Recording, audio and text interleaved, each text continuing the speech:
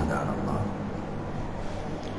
والصلاة والسلام على رسول الله محمد بن عبد الله صلى الله عليه وسلم أما بعد قال الله تعالى في كلامه العزيز أعوذ بالله السميع العليم من الشيطان الرجيم يا أيها الذين آمنوا اتقوا الله حق تقاته ولا تموتن إلا وأنتم مسلمون يا أيها الناس اتقوا ربكم الذي خلقكم من نفس واحدة وخلق منها زوجها وبث منهما رجالا كثيرا ونساء واتقوا الله الذي تساءلون به والأرحام إن الله كان عليكم رقيبا يا أيها الذين آمنوا اتقوا الله وقولوا قولا سديدا يصلح لكم أعمالكم ويغفر لكم ذنوبكم ومن يطع الله ورسوله فقد فاز فوزا عظيما إن أصدق الحديث كتاب الله وخير الهدي هدي محمد صلى الله عليه وسلم وشر الأمور محدثاتها وكل محدثة بدعة وكل بدعة ضلالة. முழு உலகத்தினுடைய பூரணமான ஆட்சியும் அதிகாரமும் என்னையும் உங்கள் அனைவரையும் படைத்தவன் அல்லாஹ் ஒருவனுக்கே என்றும் சொந்தமாகட்டுமாக என வேண்டி நபிகளும் பெருமானார் ஸல்லல்லாஹு அலைஹி வஸல்லம் அன்னவர்கள் மீதும் அன்னவர்களை பின்பற்றி நடக்கின்ற அனைத்து இஸ்லாமிய ஆண்கள் பெண்கள் மீதும் அல்லாஹினுடைய சாந்தியும் சமாதானமும் சுபிட்சமும் கிருபையும் என்றென்றும் நிறைவாகவே சொந்தமாகட்டுமாக என வேண்டியதன் பிறகு அன்புள்ள தாய்மார்களே, சகோதரிகளே, எங்களுடைய வாழ்க்கையினுடைய சொற்பமான காலம் படைத்தவன் ரப்புக்காக முடியுமான வரைக்கும் வாழ்ந்துவிட்டு எங்களுடைய மரணத்தின் பின்னர் எங்களுக்காக தயார் செய்து வைக்கப்பட்ட சுவர்க்கத்தை அடைந்து அதனுடைய இன்பங்களை அனுபவிக்க வேண்டும் என்கிற ஆசை ஆர்வத்தோடு இவ்விடத்திற்கு ஒன்று சேர்ந்திருக்கிறோம். இந்த நேரத்தில் ஒரு முக்கியமான தலைப்பு இருந்தாலும் ஒரு சில விடயங்களை ஞாபகம் கொண்டு வரேன். குறிப்பாக இந்த நேரத்தை பொறுத்தவரையில்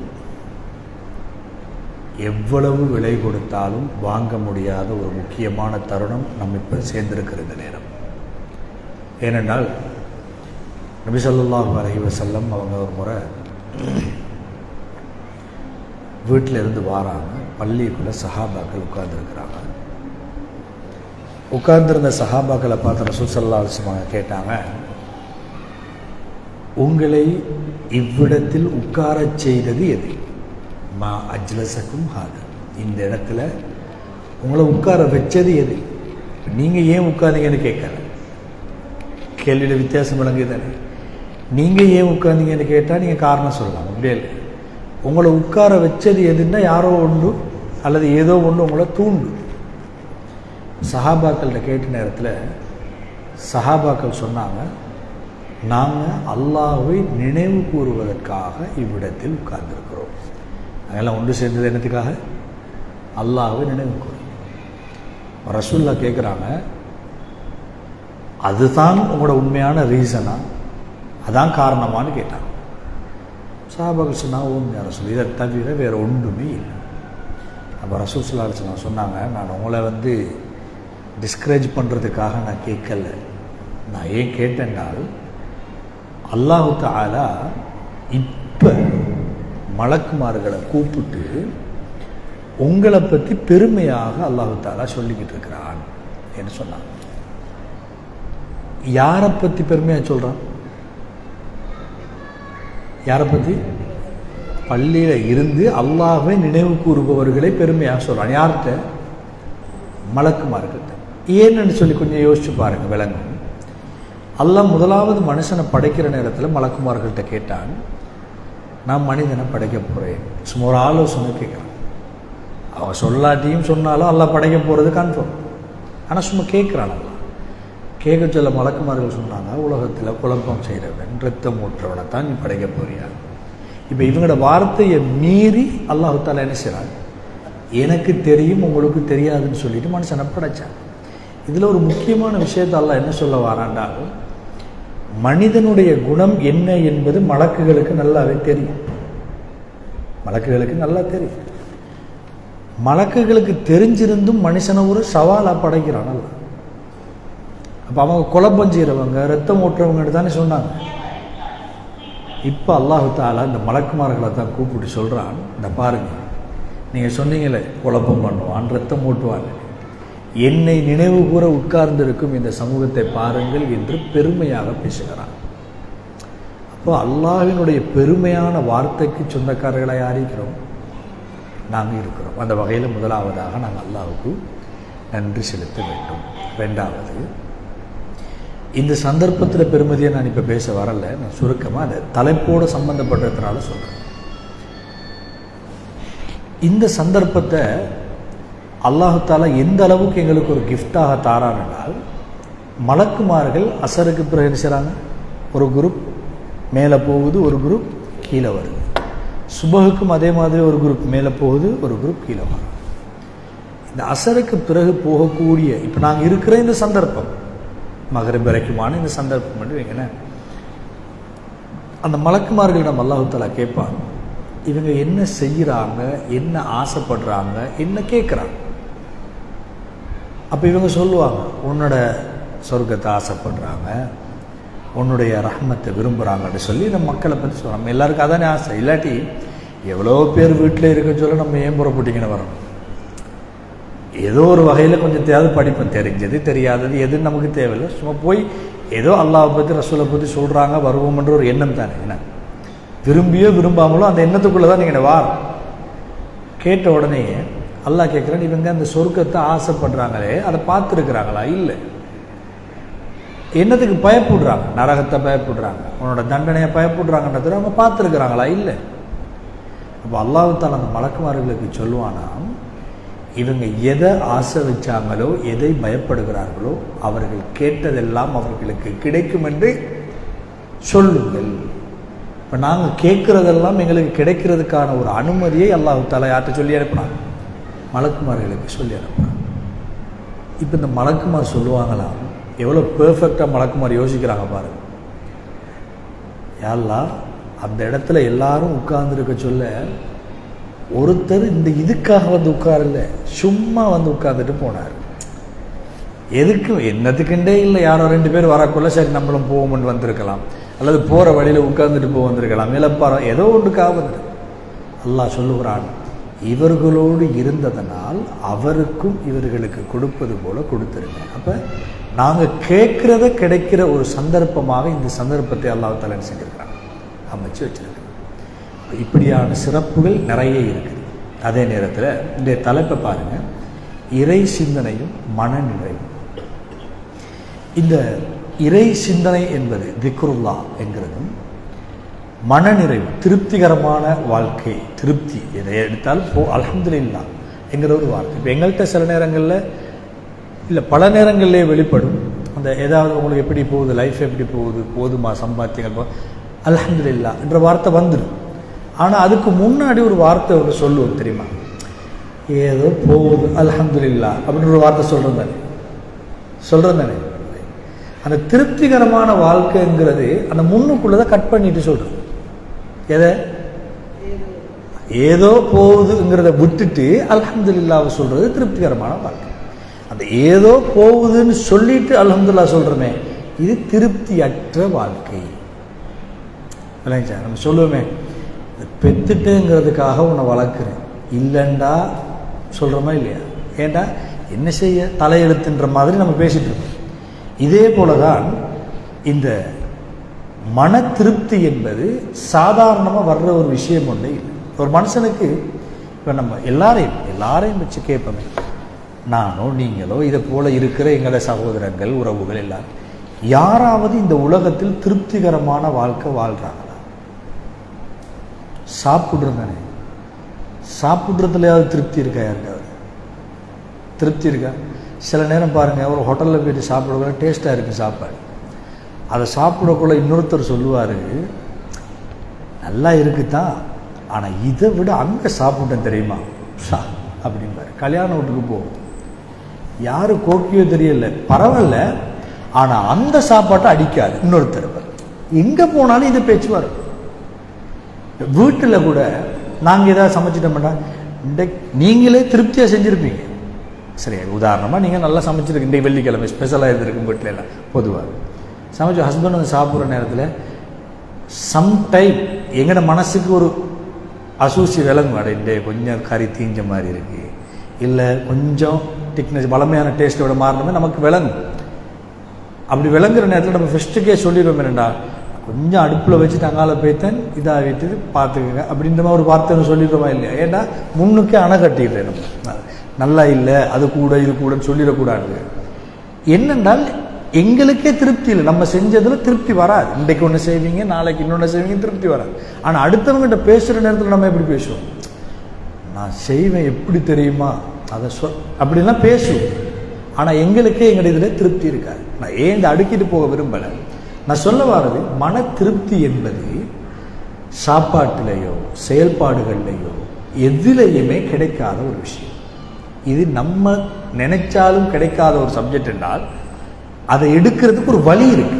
அதுதான் இந்த தலைப்பினுடைய நோக்கம்.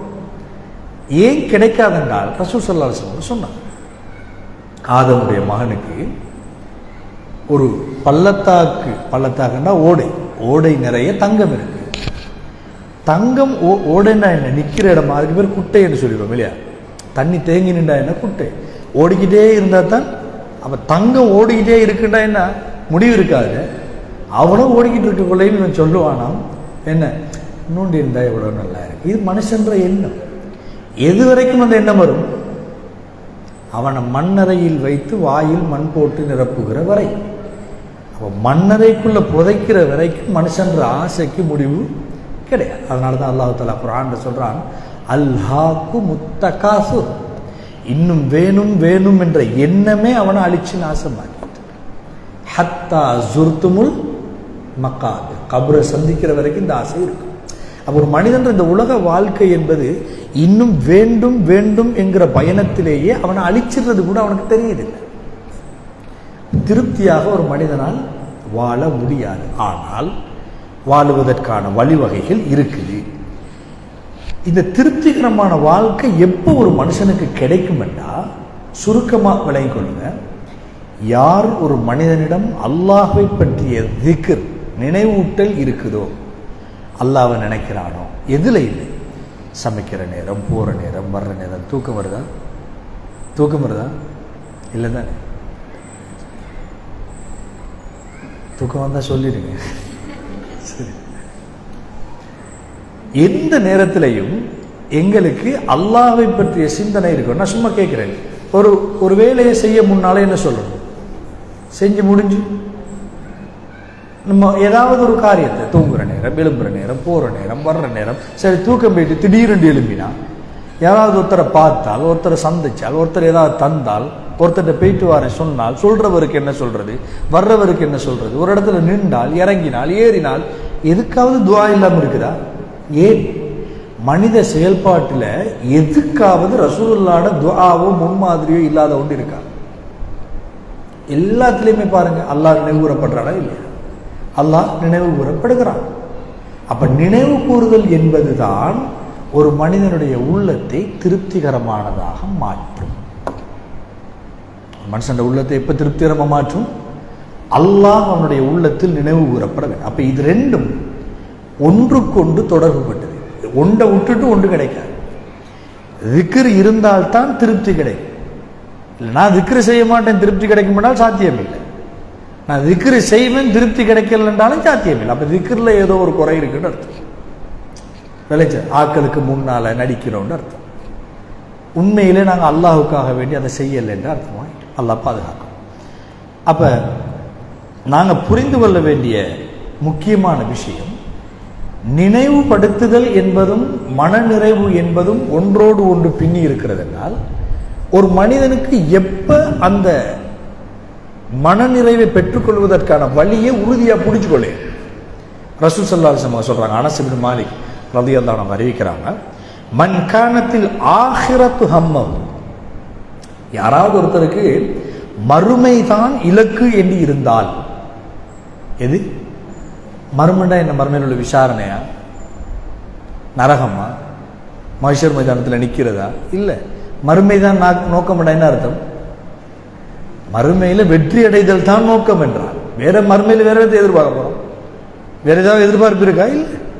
மறுமை தான் நோக்கமாக இருந்தால், முழுமையான எண்ணமும் மறுமை சார்ந்ததாக இருந்தால், அல்லாஹு தஆலா ஜஅலல்லாஹு கினாஹு ஃபீ கல்பிஹி வ ஜமஅ லஹு ஷம்லஹு வ அதத்ஹு துன்யா வ ஹிய ராகிபா.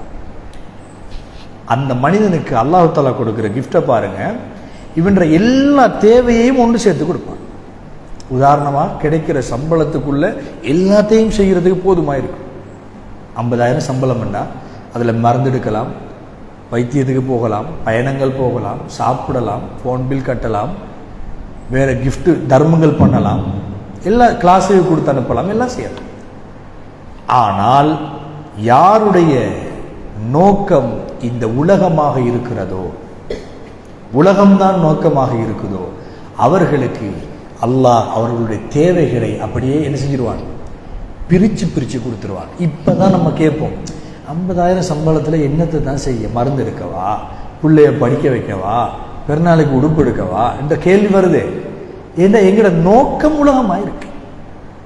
மறுமை டார்கெட்டாக இருந்தால் இந்த 50க்குள்ள எல்லாமே வரும், வர வைப்பான் அல்லாஹ். அது நான் சொல்லல, அல்லாஹ் தஆலா சொல்லுகிற வாக்கு இது. ரசூல் ஸல்லல்லாஹு அலைஹி வஸல்லம் சொல்றாங்க, திருமதியில் வர்ற செய்தி 2465வது இலக்கமாக. யாராவது ஒருவன் இந்த உலகத்தை நோக்கமாக கொண்டு வாழ்ந்தால் அவன் தேவை வித்தியாசமா இருக்கும். இப்ப நான் என்ன செய்ய, இதை வச்சு எவ்வளவு என்னதான் கூடுதலா இந்த புலம்பல் யாருக்கிட்ட வரும் சொல்லுங்க? ஆம்பளைகள்கிட்ட, பெண்கள்கிட்ட? பெண்கள்கிட்ட வரும். அது வர்றதுல நியாயம் இருக்குதா இல்லையா? நியாயம் இருக்கு. ஆனால் அதை வரவிடாம தடுக்கிறது தான் இறை நினைவினுடைய முக்கியமான பகுதி. ஏன்னா இது நீங்க பெண்களை நான் சொல்றேன், பெண்கள் ஏன் இதுக்குள்ள வருவாங்க என்றால், ரசூலுல்லாஹ்வோட மனைவிமார்களுக்கே அந்த பிரச்சனை இருந்துச்சு. ஒரு முறை ரசூல் ஸல்லல்லாஹு அலைஹி வஸல்லம் மனைவிமார்கள் 9 பேரும் ஒன்று சேர்றாங்க. ஒன்று சேர்ந்து சொல்றாங்க, நீங்க தாரது போதாது, எங்களால் சமாளிக்க முடியல, ஸ்ட்ரைக் பண்றாங்க. அல்லாஹ் குர்ஆனிய வசனத்தை இறக்குறான், இதுதான் ரசூலுல்லாஹ்வோட வாழ்ற முறைண்டா பாலம்.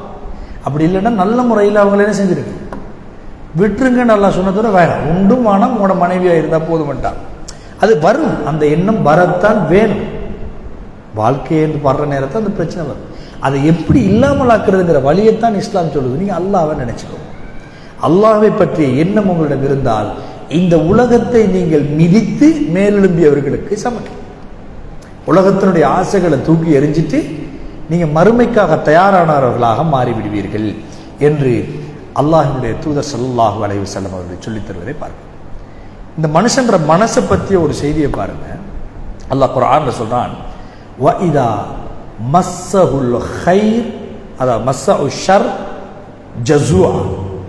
ஒரு கெடுதி ஏற்பட்டுச்சுன்னு வைங்களேன், அவனுக்கு பதட்டம், தடுமாற்றம் ஏற்படும், ஒரு நிலையில இருக்க மாட்டான்.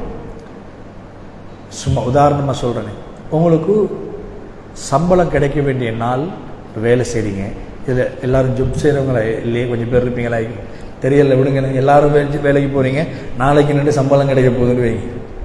இப்போ இந்த சம்பளம் கிடைக்கிறதுக்கு முன்னால் இன்றைக்கு உங்களுக்கு ஒரு தேவை ஒன்று வருது.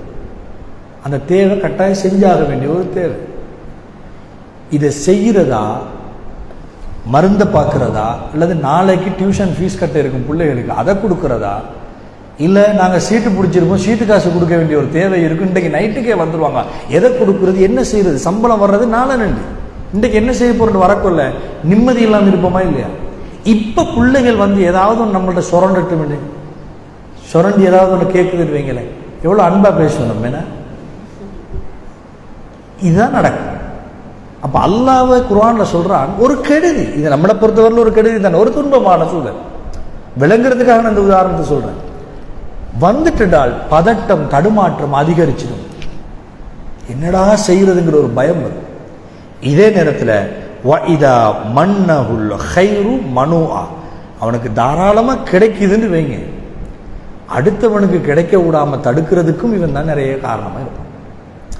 நமக்கு தான் வேணும், எனக்குத்தான் ஒரு வீட்டில்ண்டா நானாண்டாக்க தம்பிமாரை விட எனக்கு கூட வேண்டாம், தங்கச்சிமாரை விட எனக்கு கூட வேணும். நான் பொம்பளை பிள்ளை மட்டும் ஒரு பொம்பளை பிள்ளைன்னு சொன்னால் ஒரு பொம்பளை பிள்ளைக்கு தான் எல்லாம் வேணும், ஆம்பளை பிள்ளைகளுக்கு வேணும். இல்லை ஒரே ஒரு பிள்ளை தானண்டா எல்லாம் அதுக்குத்தான் வேணும். வேற இப்படின்ற ஒரு எண்ணங்கள் எல்லாம் எனக்கு மட்டும் அடுத்தவங்களுக்கு கொடுக்கக்கூடாதுங்கிற ஒரு எண்ணத்தை உருவாக்கிடும். இதுதான் மனுஷ மனம்.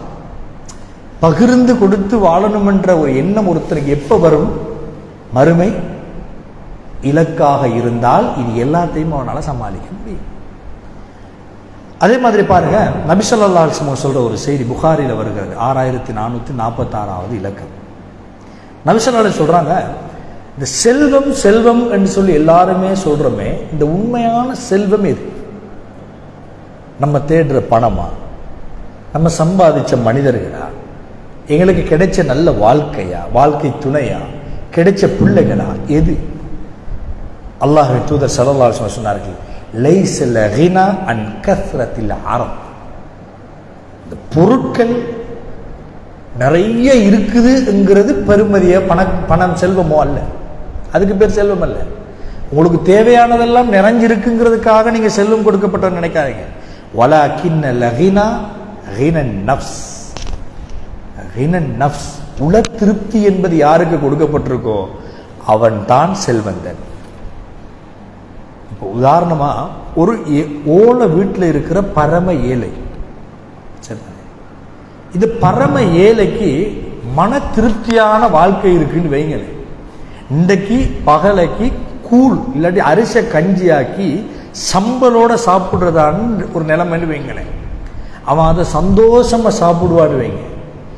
ஒரு அரசன் இன்றைய தினம் பகல் சாப்பாடு சாப்பிட்ற நேரம் கோழி ஆடு மாடுண்டு நிறைச்சி வச்சுட்டு சாப்பிட்டாலும் இவனுக்கும் திருப்தி தான், அவனுக்கும் திருப்தியாக தான் இருக்கு. அப்போ சாப்பாட்டோட அளவையும் பெருமதியையும் வச்சுல ஒரு மனுஷனுக்கு திருப்தி வராது. ஒரு மனுஷன் திருப்தி எங்கேயே வருது? இந்த உள்ளம் உணர்றதுல வருது. அப்படியே இல்லையா? எனக்கு இது போதும் என்று அவன் எப்பொழுது எண்ணுகிறானோ அதுதான் உள்ள திருப்தி. அது எல்லாருக்கும் கிடைப்பது கிடையாது. அல்லாஹ்வை எண்ணக்கூடிய அவனுடைய அடியார்களுக்கு மட்டுமே அல்லாஹ் கொடுக்கிற மிகப்பெரிய ஒரு கிஃப்ட் தான். அதனால தான் பொருட்கள் பெருகுவது செல்வம் அல்ல, மாற்றமாக செல்வம் என்பது உள திருப்தியை மட்டுமே உள்ளடக்கியது என்பது நபி ஸல்லல்லாஹு அலைஹி வஸல்லம் சொல்லித்தாராம். இன்னொரு செய்தியை பாருங்க, அந்த ஒரு மனுஷனால சில நேரங்களில் அதை எண்ணிக்கொள்ள முடியாது, உள்ள திருப்தி காண எனக்கு போதும் தான், ஆனாலும் என்ன செய்ய, இந்த காலத்துக்கு இது போதுமா அப்படின்ற ஒரு கேள்வி வருதா இல்லையா? சமாளிச்சிடலாம், ஆனா இப்ப பிள்ளைகளோட நிலைமைகளை யோசிக்க சொல்லதான் எனக்கு கவலை வருது, இப்படி இந்த மாதிரி எல்லாம் யோசிப்போம் தானே. அந்த எண்ணங்கள் அப்படி மாறுற இதெல்லாமே யார வேலை தெரியுமா? யார்ட வேலை? ஷைத்தான்ட வேலை. அவன் கொண்டு வந்து அப்படி இப்படித்தான் பூப்பான். பூத்து பூத்து பூத்து பிரச்சனையை வளர்க்கறது அவனோட வேலை. குறிப்பாக இந்த பிரச்சனைகளை எல்லாம் யார்கிட்ட கொண்டு வந்து சேர்ப்பான் என்றால் கணவன் மனைவிக்குள்ள பூப்பான். அவன்ற மெயின் டார்கெட் அதுதான். அவங்களும் சந்தோஷமா இருக்க விடக்கூடாது. நம்ம எல்லாரும் நினைப்போம் கணவன் மனைவி சந்தோஷமா இருக்கக்கூடாதுன்றத விரும்புறது யாரு? பொண்ணு கணவன்ற விட்டால் இல்லாட்டி மனைவியில விட்டார், இதுதான் நம்மட எண்ணம். ஆனா உண்மை அது இல்லை. உண்மை ஷைத்தான். அவன் தான் இது ரெண்டையும் டார்கெட் பண்றாங்க. இவங்க அவங்களோட நேசத்துக்கு ஏற்ப உலகத்துல நடக்கிற நடப்புகளை வச்சு ஒருத்தர் விரும்புறதும் ஒருத்தர் ஒரு சில கருத்துக்களை சொல்றதும் அதை சிலவங்க அக்செப்ட் பண்ணுவாங்க, சிலவங்க வெறுப்பாங்க, அது வேற சப்ஜெக்ட். ஆனா எங்கட பார்வையில இவங்க தான் எதிரிகள். ஆனா உண்மையான எதிரி எங்களோடு பதுங்கி இருந்து எங்களுக்குள்ளால குழப்பத்தை ஏற்படுத்துற ஷைத்தான். நம்ம அவனுக்கு இடம் கொடுத்துட்டு இல்லாதவங்களை காரணமா தூக்கி வச்சுட்டு இருப்போம். அல்லாஹ் தஆலா குர்ஆன்ல சொல்றான், அலா அறிந்து கொள்ளுங்கள், பிதிக்ரில்லாஹி தத்மஇன்னுல் குலூப். ஒரு பிரச்சனை ஒன்று வருது, மனசு சஞ்சலம் அடைதென்றால் அல்லாஹ் போதுமானவன், அல்லாஹ் எனக்கு இதைத்தான் நாடி இருக்கிறான். நான் சும்மா கேட்கிறேன், ஒரு செய்தி நபி ஸல்லல்லாஹு அலைஹி சொல்றாங்க, ஒரு மனிதன் மரணிப்பதற்கு முன்னர் அவனுக்கென எழுதப்பட்டதை அடையாமல் அவன் மரணிக்க மாட்டான். இப்ப நான் சும்மா கேட்கிறேன், எங்கள்ல பிறக்கிறதுக்கு முன்னாலேயே அல்லாஹ் தஆலா எங்கட ரிஸ்க் எழுதிட்டானா இல்லையா? எழுதின ஏதாவது ஒன்றை குறை வச்சுட்டு நம்ம மௌத்தாகுமா? வாய்ப்பு இல்லை. ரசூலுல்லாஹ் சொல்றாங்க, அது கிடைக்காம நீ போக மாட்டாய், அது கிடைக்கும். ஏன்னா அல்லாஹ்க்கு தெரியும் இவ்வளோ காலம் வாழ்றான், இதை இப்ப அனுபவிப்பான், இப்படி அனுபவிப்பான் தெரியும். அவன் அந்த டைமுக்கு ஏற்ற மாதிரி அவன் கொடுப்பான். எனக்கு இன்றைக்கு ஒரு ஆசை கொண்டு வருது, 1 லட்சம் கையில் இருக்கணும், அது கையில் கிடைக்கல, நான் ட்ரை பண்றேன், அது கிடைக்குமென்னு நம்பிட்டு இருக்கிறேன், கிடைக்கல. என்னுடைய உள்ளத்துக்கு நான் சொல்ல வேண்டிய பாடம் என்ன தெரியுமா? உனக்கு அந்த 1 லட்சம் இன்றைக்கு நசீபானது அல்ல. நாளையாக இருக்கலாம், நாளை மறுநாளாக இருக்கலாம், அடுத்த வருடமாக இருக்கலாம். அதைத்தான் நீ உள்ளத்துக்கு கொடுக்கணும். அல்லாஹ் நாடியது நடக்கும் என்கிற எண்ணம், கலாக்கத்து, நல்லது தீயது அல்லாஹ்வின் ஏற்பாடு. நீங்க பாருங்க, இந்த எண்ணம் ஒரு மனுஷனுக்கு லேசில் வருமா? வராது. இதை இஸ்லாம் எங்களுக்கு சொல்லி தந்திருக்கிற படித்தரங்களை பாருங்க. மனிதன் ஈமான் கொள்ள வேண்டிய கடமைகள் இருக்கு. 6. முதலாவது அல்லாஹ்வை ஈமான், 2வது மலக்குமார்களை, 3வது ரசூல்மார்களை, 4வது வேதங்களை, 5வது மறுமை நாளை, 6வது கலாக்கதிர. இந்த கலாக்கதிர 6வது தான் ஈமான் குணம் தந்திருக்குது. ஏன் தெரியுமா? இவனுக்கு அல்லாஹ்வை பற்றிய நம்பிக்கை வந்து அவன் ரசூலை உண்மையா ஏற்று மலக்குமார்களை ஏற்று மறுமை நாள் மீதும் நம்பிக்கை வந்தவனா இருந்தா தான் அந்த உலகத்தில் அவனால சரியா போகலாம். இவ்வளோ எண்ணத்திலையும் அவனுக்கு உறுதி இருந்தா தான் கலாக்கதிரில் நம்பிக்கையே வரும். அப்படி இல்லாட்டி இந்த மனுஷன் என்ன சொல்லுவான் தெரியுமா? குடிகாரன் கூட தப்புறதுக்கு வழி தேடுறவன் தான் இந்த கலாக்கதிர். ஒரு மோசமானவன் இருக்கிறான்னு வைங்க, அவன் கூட தப்புறதுக்கு வழி தேடுவான் கலாக்கதிர். என்ன சொல்லுவான்? நம்ம எல்லாரும் நம்பிக்கையும் என்ன, அல்லாஹ் நாடாம ஏதாவது நடக்குமா? நடக்காது. அவன் சொல்லிடுவான், அல்லாஹ் நாடாம நடக்காதுன்னா இது அல்லாஹ் நாடி தானே நடந்துச்சம்மா. அவன் தப்புறதுக்கு வழி. ஏண்டா அவன்கிட்ட முன்னுக்குள்ள பகுதிகளில் ஒழுங்கான ஈமான் இல்லை. அல்லாஹ்வை நம்பணும், ரசூலை நம்பணும் என்ற உடனேயே அந்த 2லையும் வந்த வேதத்தை நம்பணும் என்ற ஒரு அடிப்படை வரும். அந்த வேதம் சொன்னதை நம்பினா அத்தனை வேதத்தை நம்புறோம்னு அர்த்தம். வேதம் நல்லதை செய்ய சொல்லுது, இது பாவம் என்று சொல்லுது, அதை நம்பாததன் விளைவுதான் இவன் கலாக்கதிரில் கேள்வி கேட்கிறான். கலாக்கதிரில் அவனுக்கு நம்பிக்கை வரணுமா இருந்தால் இதெல்லாம் பெர்ஃபெக்டா இருக்கும், இங்க சரியா போகும். அதனாலதான் ஈமான்ல கூட 6வது தரத்துல கலாக்கதிரை வச்சிருக்கு. அது லேசா ஒரு மனுஷனை உருவாக்காது. எல்லாத்துலயுமே சரியாக வர்றவனுக்குத்தான் அங்க நம்பிக்கை உறுதியாகும். அப்படி இல்லைன்றால் அவன் செய்யற பாவத்துக்கும் அல்லாஹ்வை துணை தேடுவான். அதே போல பாருங்க, ஒரு மனுஷனுக்கு முஸ்லிம்ல வருகிற செய்தி 1054வது இலக்கமாக நபி ஸல்லல்லாஹு அலைஹி வஸல்லம் சொன்னாங்க, கத் அஃப்லஹ மன் அஸ்லம். ஒரு மனுஷன் இஸ்லாத்தை ஏற்றிருக்கிறான். போதுமான அளவு வாழ்வாதாரம் கொடுக்கப்பட்டிருக்கு.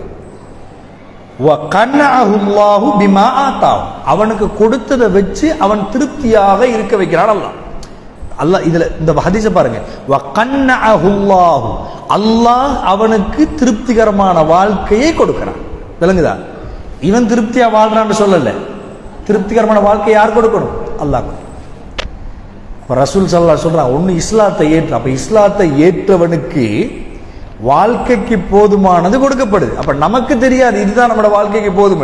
எங்களுக்கு ஆசை வரும், மாடி வீடு இல்லை, இன்னும் 40 வீடு வேண்டாலும் போதாதுன்றதான். மனுஷனுக்கு என்ன தேவைன்றது அல்லாஹ்க்கு தெரியும். அப்ப அவனுக்குரிய அளவை திட்டமிட்டவன் அல்லாஹ்ங்கிறதுனால அவனுக்கு கொடுத்தான். கொடுத்து இது உனக்கு போதும் என்கிற திருப்திகரமான உள்ளத்தையும் கொடுத்தான். இப்படி எவன் கொடுக்கப்பட்டிருக்கிறானோ கத் அஃப்லஹ, அவன் வெற்றி அடைந்தான். நல்லா யோசிச்சு பாருங்க, எங்களுக்கு அந்த தன்மை இல்லைன்னா நம்ம அதை வரவழைக்கிறதுக்கு யார்கிட்ட துவா செய்யணும்? அல்லாஹ்ட்ட கேட்கணும், யா அல்லாஹ் எனக்கு போதும் என்ற மனத்தை தான், திருப்திகரமான உள்ளத்தை தான், சஞ்சலங்கள் அற்ற வாழ்க்கையை தான். இதை நம்ம அல்லாஹ்ட்ட கேட்கணும். நம்ம கேட்கிறோமா?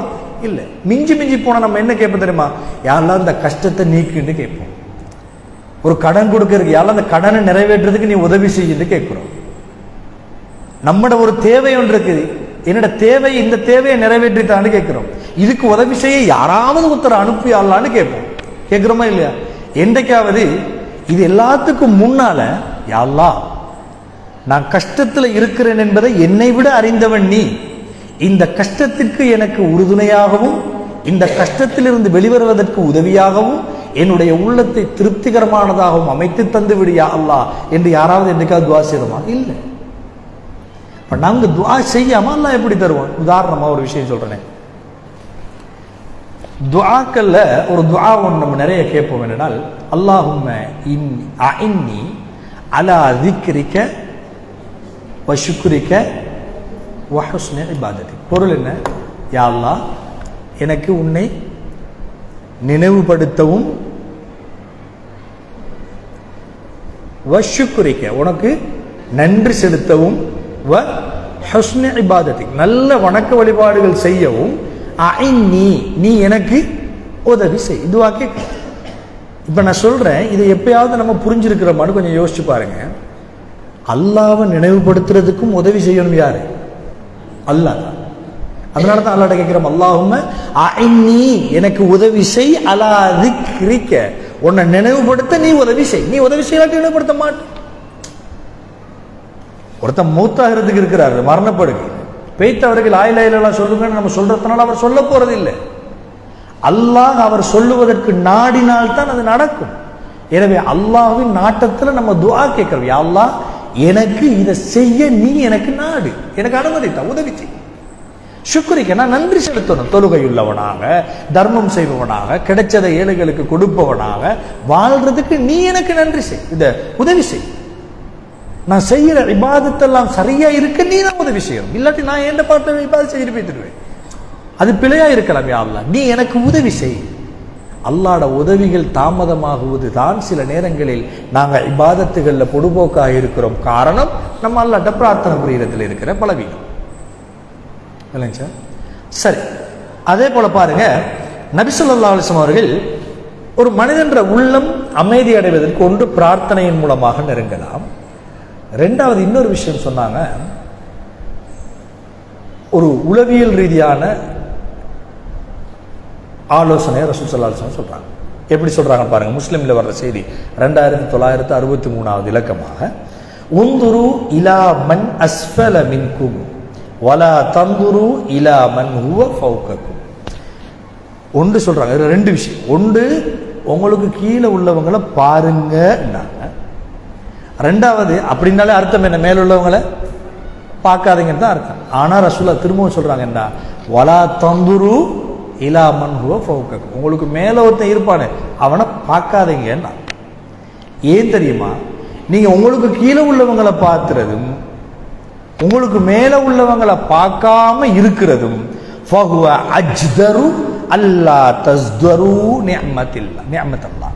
அல்லாஹ் உங்களுக்கு செஞ்ச அருளை மறுத்து விடாமல் இருக்க, அல்லாஹ் உங்களுக்கு செஞ்சிருக்கக்கூடிய நிஅமத்துக்களை குறைச்சு மதிப்பிடாமல் இருப்பதற்கு இது மிக பெரும் உதவியாக இருக்கும். யோசிச்சு பாருங்க, நம்ம எல்லாருக்கும் சில நேரத்தில் ஒரு கஷ்டம் கொண்டு வர்ற நேரம் நம்ம எங்களுக்கு கீழே உள்ளவங்கள பாருங்க, எங்களை விட எவ்வளவோ கஷ்டப்பட்டவங்களாம் இருக்கிறாங்க என்ற ஒரு எண்ணம் வரும். அதே நேரத்தில் எங்கள்கிட்ட இன்னொன்று வரும் பாருங்க, ஆனால் எனக்கு இருக்கிற கவலை என்ன தெரியுமா? இவங்களெல்லாம் பள்ளியிட வாசம் கூட பட்டதில்லைப்பா, அல்லாஹ் அது போதுமா. இப்போ என்னண்டா எங்களோட தேவை, நம்ம ஒரு பகுதியில் சரியா வர பார்த்துட்டு அடுத்த பகுதியை சொல்லி எங்களோட எண்ணத்தையே நாசமாக்கிடுறோம்.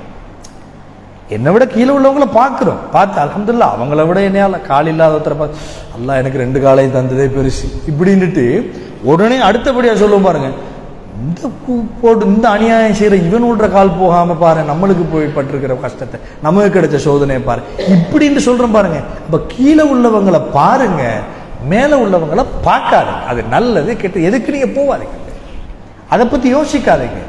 அது ரெண்டையும் நீங்க சமனா செஞ்சீங்களா இருந்தா உங்களோட ஈமானையும் உங்களுக்கு எல்லாம் செஞ்சதையும் நீங்க என்ன, ஒருத்தனை கை பை தின்னுவீங்களே, ஒருத்தனை கை இல்லை, எனக்கு கை இல்லையேன்னு கையுள்ள ஒருத்தனை பார்த்து கவலைப்படுறதை விட எனக்கு சரி கைதான் இல்லை, கை காலும் இல்லாத எத்தனையோ பேர் இருக்கிறாங்களே, அல்ஹம்துலில்லாஹ் என்னை இந்த அளவுக்கு அல்லாஹ் வச்சே போதும் இப்படின்றது சந்தோஷமா? 5 நேரம் தொழுது நானும் கொடுக்காத தர்மம் இல்லை, செய்யாத நேர்ச்சை இல்லை, எனக்கு கை வைத்து இவனெல்லாம் எடுக்கிறது, வட்டி பேசுறது, பொய் ஏமாத்து எல்லாம் நல்லா தானே இருக்கிறான், இவனுக்கெல்லாம் ஒரு அழிவு காலம் வர மாட்டேங்குதுன்னு நினைக்கிறோம் பாருங்க. இங்கதான் பிரச்சனை. எங்களுக்கு கீழே உள்ளதை பார்த்தால் நிம்மதி வரும், அது மட்டும் இல்லை மேல உள்ளதை பார்க்காம இருக்கிறதுனதையும் நிம்மதி உறுதியா இருக்கும்.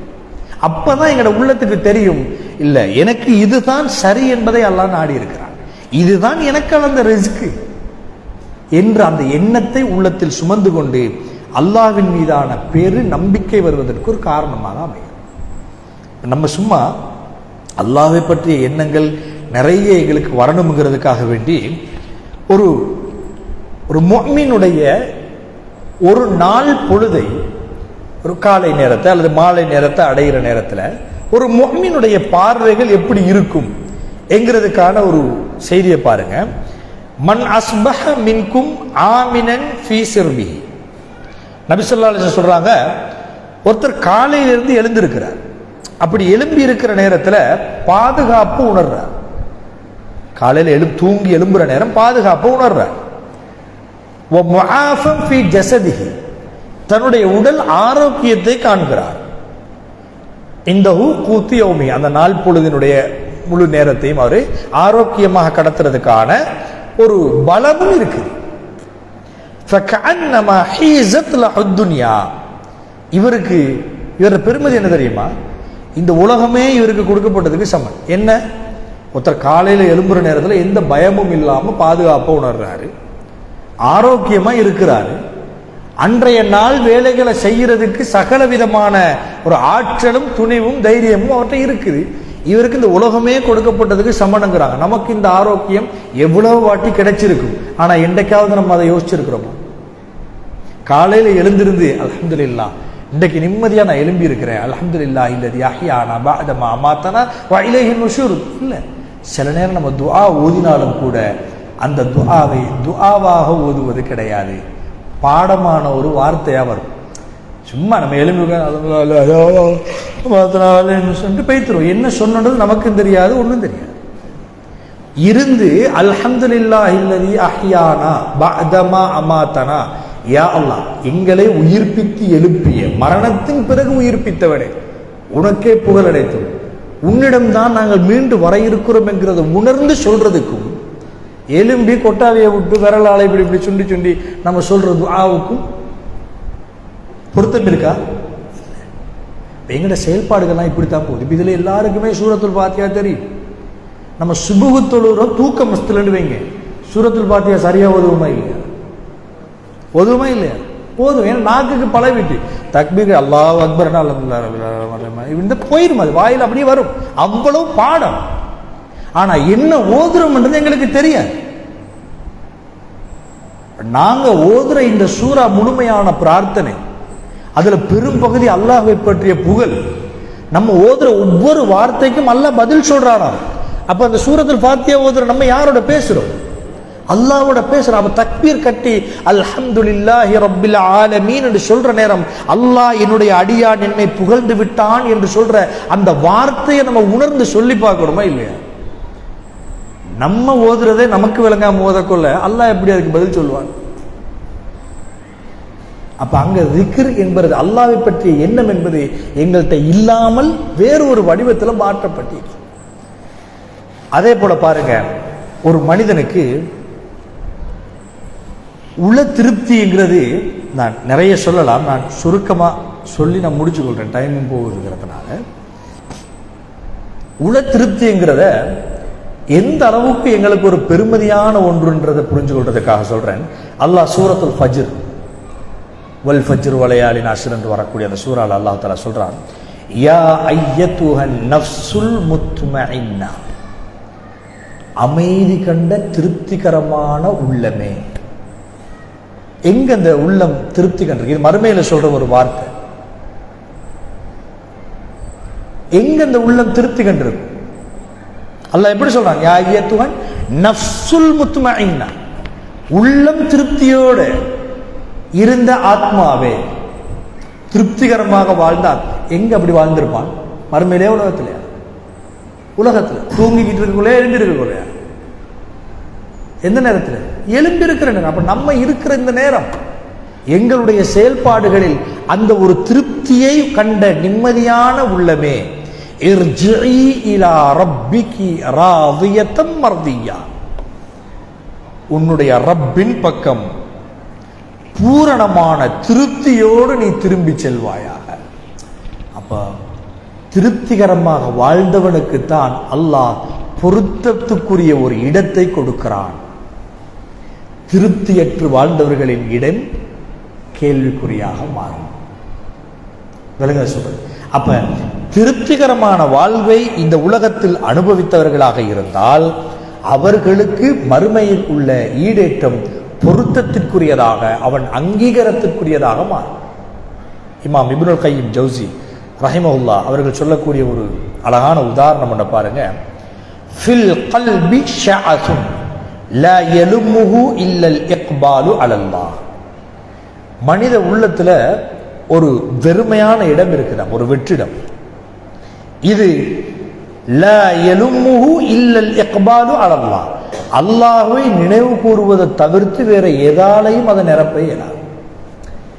உள்ளத்துல இருக்கிற ஒரு வெற்றிடத்தை, ஒரு கேள்விக்குரிய அல்லாஹ்வை நினைவு கூறுறதுனால தான் நிரப்ப முடியுமா? அப்ப மனித உள்ளம் என்பது அல்லாஹ்வை நினைவு கூறுவதனால் மட்டுமே இன்பம் காணும் என்கிறத சொல்றாங்க. அதை சொல்லிட்டு சொல்றாங்க, وفيه وحشة لا يزيلها إلا الأنس به في خلوته. அதே போல சொன்னாங்க, உள்ளத்துல ஒரு விதமான கவலை, பதட்டம், ஏக்கம் இருக்கும். இந்த ஏக்கமானது அல்லாஹ்வின் பக்கம் திரும்புவதனாலே அன்றி அது நீங்கவும் மாட்டாது. அப்ப திக்ர் செய்யறதுனால மட்டும்தான், அல்லாஹ்வை நினைவு கூறுவதனால மட்டும்தான் அந்த இடம் நிரப்பமும் காணும், கவலைகள் நீங்குவதற்கான ஒரு வழியாகவும் அமையும் என்று இமாம் இப்னுல் கையிம் ரஹிமஹுல்லாஹ் அவர்கள் சொல்ற வார்த்தை. அதில் அர்த்தம் புரியுது எங்களுக்கு. அப்போ மனிதன்ற உள்ளம் என்பது இந்த அல்லாஹ்வை பற்றிய எண்ணத்தை எடுக்காத பொழுது திருப்தி காணாது. அவன் திருப்தி காண வேண்டிய ஒருவனாக இருக்க வேண்டும் என்றால் அவனுடைய வாழ்க்கையில் அல்லாஹ்வை அதிகமாக நினைவு கூற வேண்டும். அல்லாஹ்வை நினைவு கூறுறதுக்கு ஒரு செய்தியை நான் ஞாபகப்படுத்துறேன். நபி ஸல்லல்லாஹு அலைஹி வஸல்லம் அவர்கள் சொல்லுகிற ஒரு செய்தியை பாருங்க.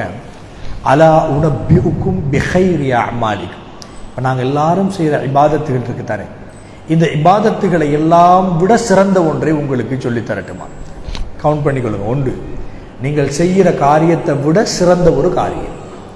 ரெண்டாவது, வஅஸ்காஹா இந்த மலீகிக்கும், உங்கள் பொறுப்பாளர் யார்? நாயன் அல்லாஹ். அல்லாஹ்விடத்தில் மிக தூய்மையான ஒன்று, அல்லாஹ்வுக்கு விருப்பமான ஒன்று. வஅர்ஃபஉஹா ஃபீ தரஜாத்திக்கும், உங்களுடைய தரஜா அந்தஸ்துல மிக கூடின ஒன்று, உயர்ந்த ஒன்று. ஒன்று நீங்க செய்யற இபாதத்தை விட சிறந்தது, அல்லாஹ் இடத்துல மிக தூய்மையானது, உங்களுடைய தரஜாவில் உயர்ந்தது. வஹைருல் லக்கும் மின் இன்ஃபாக்கி ذهب والورق, தங்கம் வெள்ளியை தர்மம் செய்யறதை விட, செலவழிக்கிறதை விட சிறந்தது. நாலாம், தங்கம் வெள்ளியை செலவழிக்கிறதை விட சிறந்தது. வஹைருல் லக்கும் மின் அன் தல்கு அதுவக்கும் ஃபதத்ரிபு அஅனாகஹும் வயத்ரிபு அஅனாகக்கும், எதிரிய யுத்த களத்தில் சந்திச்சு அவங்களை நீங்களும் அவங்க உங்களையும் என்று மாறி மாறி வெட்டி அல்லது போராடுகிற கடுமையான இந்த ஜிஹாதை விட அல்லது போராட்டத்தை விட சிறந்த ஒன்றை உங்களுக்கு நான் சொல்லித்தரட்டுமான்னு கேட்குறாங்க. அப்போ சஹாபாக்கள் சொன்னாங்க, காலு பலா யா ரசூலல்லாஹ், சொல்லித்தாங்க. எங்களுக்கு இந்த மாதிரியான சொன்னால் கேட்டுக்கிட்டு இருப்போம், என்னவா இருக்கும், ஒருவேளை இதாக இருக்குமோ அதாக இருக்குமோ, சொன்னதில் அதான் நினைச்சேன் அப்படின்றோம். ஆனால் சஹாபாக்களுக்கு பிரச்சனை என்னன்னா, அதை சொல்லுங்க, நான் முதலாவது செய்யும். அப்போ சஹாபாக்கள் உடனே சொல்றாங்க, சொல்லுங்க யார சொல்ல, என்ன? யுத்தம் செய்வதை விட சிறந்தது, செலவழிப்பதை விட, தங்க புள்ளியை செலவழிக்கிறதை விட சிறந்தது, அல்லாஹ்க்கு விருப்பமான ஒன்று, என்னுடைய அந்தஸ்தில் உயர்ந்த ஒன்று, நான் செய்யும் இபாதத்திலேயே சிறந்தது. இந்த 5 பெருமதி உள்ள அது எது என்று ரசூல் ஸல்லல்லாஹு அலைஹி வஸல்லம் அவங்கள்ட்ட சஹாபாக்கள் கேட்கல. ரசூலுல்லாஹி ஸல்லல்லாஹு அலைஹி வஸல்லம் சொல்றாங்க, ஒரு சின்ன வார்த்தை தான் சொன்னாங்க, கால திக்ருல்லாஹ், அல்லாஹ்வை நினைவுபடுது. இவ்வளவு, அல்லாஹ்வை நினைவுபடுது. எங்களுக்கு தெரிஞ்ச திக்ருகள் என்ன? சுப்ஹானல்லாஹ், அல்ஹம்துலில்லாஹ், அல்லாஹு அக்பர், லா இலாஹ இல்லல்லாஹ், லா ஹவ்ல வலா குவத்த இல்லா பில்லாஹ், அது சுப்ஹானல்லாஹி வ பிஹம்திஹி சுப்ஹானல்லாஹில் அலீம், லா இலாஹ இல்லா அன்த சுப்ஹானக இன்னீ குன்து மினல் ஸாலிமீன். இப்படி இன்னொரு சில துஆக்கள் எங்களுக்கு தெரியும் இல்லையா, திக்ருகள் தெரியும். இதுதான் நம்ம செய்ய வேண்டிய திக்ருகள் என்று இல்லை. சும்மா இப்போ நம்ம வந்தோம் தானே, வர்ற நேரத்தில் நம்ம ஒரு தெரிஞ்சவங்களை அல்லது யாரையோ ஒருத்தரை சந்திக்கிறோம். சந்திக்கிற நேரம் என்ன சொல்லுவோம்? சலாம் சொல்லுவோம், அஸ்ஸலாமு அலைக்கும் வரஹ்மத்துல்லாஹி வபரகாத்துஹு. இது திக்ரா இல்லையா? இந்த திக்ரோட சேர்ந்து நீங்கள் ஒரு விஷயத்தை யோசிச்சு பாருங்க. நான் சும்மா வீட்டில் இருந்தால் இந்த சலாம் சொல்கிற நன்மை எனக்கு கிடைச்சிருக்குமா? இந்த நன்மையை பெறுவதற்காக என்னை வர செஞ்சவன் யார்? அந்த அல்லாஹுக்கு என் புகழ் அனைத்து. யோசிச்சு பாருங்க. இன்றைக்கு நான் சமைக்க போகிறேன், சாப்பாடு டேஸ்டாக வந்துட்டு யோசிச்சு பாருங்க, என்ற சாப்பாட்டை பழமையை விட இன்றைக்கு வித்தியாசமான சுவையுடன் தந்த அல்லாஹ்வுக்கே புகழ் அடைத்து. வளமையா நீங்க கொஞ்சம் சாப்பிடுறீங்க, இன்றைக்கு கொஞ்சம் கூட சாப்பிட்டுட்டீங்க. நீங்க யோசிச்சு பாருங்க, சில நேரத்தில் டேஸ்டா இருந்தா கொஞ்சமாவும் சாப்பிடுவோம், டேஸ்ட் இல்லாத சாப்பிட்டு நிறையவும் சாப்பிட்டு இருப்போம், இருக்குதா இல்லையா? அந்த நேரத்தில் நம்ம யோசிச்சுவோம், இது டேஸ்ட் இல்லைன்னு எனக்கு தெரிஞ்சாலும் எனக்கு நிரப்பமாக தின்றதுக்கு நிறைய சந்தர்ப்பம் கிடைச்சிருக்கு, தந்திருக்கிறானே அல்ஹம்துலில்லாஹ். எனக்குண்டு அளந்தது இவ்வளவு தானுங்கிறத, இந்த சுவையான உணவுல கொஞ்சத்தை தான் தந்தானே என்றாவது அல்லாஹ்வை நினைக்கிறோம். காற்றை பார்க்கிறோம், மழையை பார்க்கிறோம், வானத்தை பார்க்கிறோம், பூமியை பார்க்கிறோம், எதை பார்த்தாலும் மழை வருது, கடுமையாக வருது, துஆ ஓதுங்க, துஆ உண்மை. ஆனா அந்த மழையை அல்லாஹ் தஆலா தர்றானே எதுக்காக? எனக்காக, நான் வாழுகிற பூமியினுடைய செழிப்புக்காக, நான் உண்ணுகிற உணவினுடைய வளர்ச்சிக்காக. யோசிச்சு பாருங்க. இப்போ நான் சொன்னதோட சில நேரங்களில் எங்களுக்கு ஷைத்தான் ஒரு உணர்வு தருவாங்க, தெரியுமா? என்ன இப்படி யோசிக்க போனாக்கா நம்மள பைத்தியக்காரனான்னு சொல்லலாம். ஒரு இடத்துல உட்காந்து ஃபோனை பார்க்க, அல்லாஹ் எனக்கு இந்த ஃபோனை வாங்க வச்சானே அல்ஹம்துலில்லாஹ் இப்படின்னு சொன்னோம்னா எல்லாம் பைத்தியக்காரன்னு சொல்லுவான்னு நினைக்கிறோம். அப்படி சொல்றது இல்லை. திக்ருல்லாஹ் என்பது எங்கள் உள்ளத்தில் அல்லாஹ் எனக்கு தந்த ஒவ்வொன்றையும் எண்ணி எண்ணி அவனுக்காக புகழ ஆரம்பிச்சுடுவோம். இது லேசில் வராது. அது வர்றதுக்கு நம்ம தான் பக்குவப்படுத்தணும். எங்கட பக்குவப்படுத்தலுக்காக நாம் யார்கிட்ட கேட்கணும்? அல்லாஹ்ட்ட கேட்கணும். அதனால அல்லாஹ்ட்ட நிறைய கேட்கணும். யா அல்லாஹ், உன்னை நினைவுபடுத்துற சந்தர்ப்பத்தை எனக்கு தா, எனக்கு உதவி செய். அதன் மூலமாக திருப்திகரமான வாழ்க்கை வாழ எனக்கு வழிகாட்டு. இந்த உலகத்தினுடைய வாழ்க்கையை முடித்து மறுமையில் திருப்திகரமாக சுவர்க்கம் செல்லக்கூடியவனாக என்னை ஆக்கிவை என்று நம்ம எல்லாரும் பிரார்த்தனை புரியும். அன்புள்ள தாய்மார்களே, சகோதரிகளே, எனவே ரொம்ப நிறைய விஷயங்கள் சொல்லலாம். இப்போ நான் சொன்னதை வச்சு நீங்கள் நிறைய யோசிச்சு பாருங்க, உங்களுக்கு விளங்கும். இறை நினைவு என்பது, அல்லாஹ்வை நினைவுபடுத்துதல் என்பது உள்ளம் திருப்தி அடைவது என்கிற ஒரு பகுதிக்கு மிக முக்கியமானது. உள்ளம் திருப்தியோட வாழணும் என்றால் அல்லாஹ் நினைவில் இருக்க வேண்டும். அல்லாஹ் எந்த சந்தர்ப்பத்தில் நினைவுபடுத்தப்பட வேண்டும் என்றால், நாம் உயிர் மூச்சு வாழுகிற வரை, எங்களோட மூச்சு வெளியாகிற ஒவ்வொரு கணத்திலும் அல்லாஹ்வுடைய நினைவு எங்களுடைய உள்ளங்களில் சுமந்திருக்க வேண்டும். நபி ஸல்லல்லாஹு அலைஹி வஸல்லம் சொன்னார்கள், உங்களுடைய நாவுகளை அல்லாஹ்வை நினைவுபடுத்துவதில் இருந்தும் காய்ந்து போகச் செய்துவிட வேண்டாம். அப்ப நாவை எப்பவுமே ஈரழிப்பாக வச்சுக்கொள்ளணும் என்றால் திக்ரு செய்யுங்கன்ற சொன்னாங்க. எனவே அந்த திக்ருகளோடு எங்களுடைய காலம் கழிவதற்கு அல்லாஹ் தஆலா அறிவிற்குறைந்த அடியானாகிய எனக்கும் உங்கள் அனைவருக்கும், என் குடும்பத்தாருக்கும் உங்கள் குடும்பத்தாருக்கும் நல்ல புரிவானாக. வஆகிரு தஅவானா அல்ஹம்துலில்லாஹி ரப்பில் ஆலமீன். எதுவும் கேட்கணுமா?